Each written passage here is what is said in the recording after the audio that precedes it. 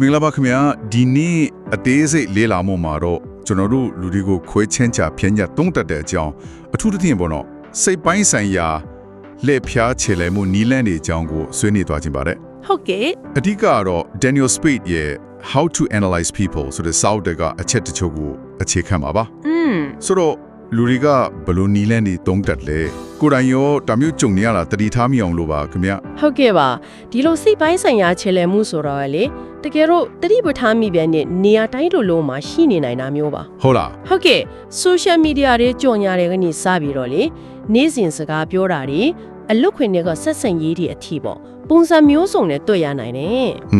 တော်များများကတိမ်မွေတော့တတိတောင်မထားမိလိုက်တာမျိုးပေါ့ဟုတ်တယ်နော်တကယ်တော့လူတွေကအများရဲ့ဖိအားပေးမှုအောင်မှာဘလန့်တောင်လိုက်လွတ်တယ်လဲဆိုတော့ပြတဲ့စံတက်မှုတခုရှိခဲ့ဘူးတယ်မို့လား Solomon Aschat ဟို1957ကစံတက်ချက်လေဟုတ်ကဲ့ Aschat လိုက်လောညီထင်မှုစံတက်ချက်ဟုတ်ပါတယ်အန်အော်ဖူကောင်းတာကပါမန်တူ 85% လောက်ကလီကိုမျက်စိနဲ့မြင်နေတဲ့အမှန်တရားကိုတော့မေ့ပြီးတော့အုပ်စုရဲ့မားနေတဲ့အဖြေနောက်လိုက်ကြတယ်ဆိုတာလေဟုတ်တယ်အနည်းဆုံးတစ်ချိန်တော့လိုက်တယ်ဆိုတော့လေဒါကလူစိတ်ရဲ့အားနည်းချက်တစ်ခုပေါ့နော်အဲဒါကြောင့်ချေလေဖို့ပိုလွယ်သွားတာမျိုးပေးချတာပေါ့အဲ့ဒီလိုစိတ်ပိုင်းဆိုင်ရာအားနည်းချက်တွေကိုအသုံးပြုပြီးတော့ချေလေသူလေး3လေးရှိတဲ့နီလန်တချို့ကိုကြည့်ကြည့်ရအောင်ကောင်းပါပြီတစ်ခုကတားကောင်းအဖြစ်ဟန်ဆောင်ခြင်းပေါ့ playing victim လို့ခေါ်တာပေါ့လေ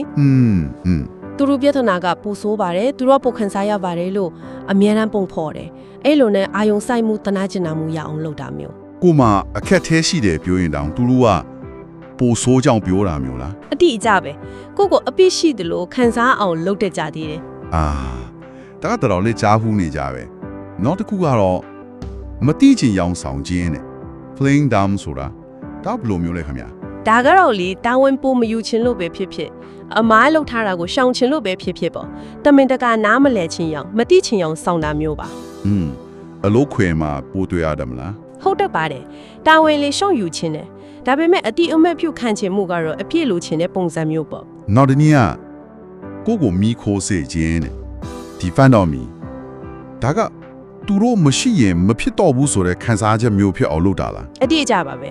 အကူညီတွေပေးမယ်လိုအပ်တာလုပ်ပေးမယ်ဒါပေမဲ့အဲ့ဒီကျေးဇူးတွေကိုနောက်ပိုင်းမှာသူတို့ကိုထိန်းချုပ်ဖို့သူတို့လိုချင်နိုင်ရဖို့အသုံးချတာမျိုးပေါ့ဆိုတော့သူတို့အပေါ်မီခိုးလေဟုတ်ကဲ့သူတို့ရဲ့ဩဇာလွှမ်းမိုးမှုကပိုကြီးလာလေဖြစ်သွားစေတာဒါရီကနေစင်ဘူဝနာတတိထားမိနိုင်တဲ့အချက်တွေပေါ့နော်ဒီတဲ့ပေါ်ပြီးစိတ်ပညာရဲ့ပိုမိုက်ပေါင်တဲ့ဘက်ကိုကြည့်ရင်အမောင်၃ခုတွေ့ဆိုတာရှိသေးတယ်နော် Dark Triad ဒါကဘာလဲခင်ဗျDark Triad ဆိုတာကလေလူမှုဆက်ဆံရေးမှာအစိတ်အတောင့်ထွေးစီနိုင်တဲ့စရိုက်လက္ခဏာ၃မျိုးကိုပေါင်းပြောတာပါဟုတ်ကဲ့အဲ့ဒါတွေကတော့ကိုအလုံးအမြင့်ချိမြတ်နိုးမှုပေါ့ narcissism နှစ်က Machiavellianism ဆိုတာကိုဂျိုးအတွက်လက်ဖျားတာအခွက်ချတာသုံးကတော့ psychopathy ပေါ့စာနာမှုကဲမဲ့ပြီးလူမှုစီကံဒီဂယုမဆိုင်တာမျိုးဒီသုံးမျိုးတွေက narcissism အကြောင်းနည်းနည်းတော့ပိုသိချင်ပါခင်ဗျာခုနကပြောခဲ့တဲ့ချဲလေမှုနီးလန်းနေနဲ့ရောဘလို့ဆက်ဆက်နေလဲ narcissism စီတူတွေရဲ့အဓိကလက္ခဏာကတော့ကိုတိတ်အရေးကြီးတယ်လို့ထင်တာပဲဟုတ်ကဲ့ပြီးတော့တခြားသူတွေစီကအမြဲတမ်းချီးမွမ်းတာအတိအမှတ်ပြီးတာကိုလိုချင်နေတာဟုတ်သူတို့မှာစာသနာစိတ်ကအင်မတန်နေပါတယ်ကိုယ်ရင်မှန်းချက်ပြည့်ဖို့ဆိုရင်တခြားသူတွေကိုအသုံးချဖို့ဘာမှဝင်မလေးဘူးကိုကပြောတဲ့ playing victim တို့ depend on me တို့လို့နီးလန်းတွေကသူတို့အသုံးမရတဲ့လက်နက်တွေပေါ့သူတို့ပဲမှန်တယ်သူတို့ပဲတော်တယ်ထင်နေတာမျိုးပေါ့ဟုတ်တယ်အမြဲတမ်းအဲ့လိုပဲကောင်းပြီဒါဆိုရင်ကိုယ်တိုင်ကအဲ့ဒီလိုချဲလဲခံရမိလားလို့တန်တရားဝင်လာရင်ဘလို့အချက်တွေကိုအဲ့ဒီကသတိထားရမလဲခင်ဗျာစာအုပ်ထဲမှာရောတန်လွန်းစာတွေပါသေးလားဟုတ်ကဲ့အရေးကြီးတဲ့လက္ခဏာတချို့ရှိပါတယ်ပထမတစ်ခုကရောကိုတကယ်မလုပ်ချင်တဲ့ကိစ္စတွေကိုလုပ်ပေးဖို့အမြဲတမ်းဖျားပေးခံရတာငင်းလိုက်ရင်အကိရှိတယ်လို့ခံစားလာရအောင်လုပ်တာမျိုး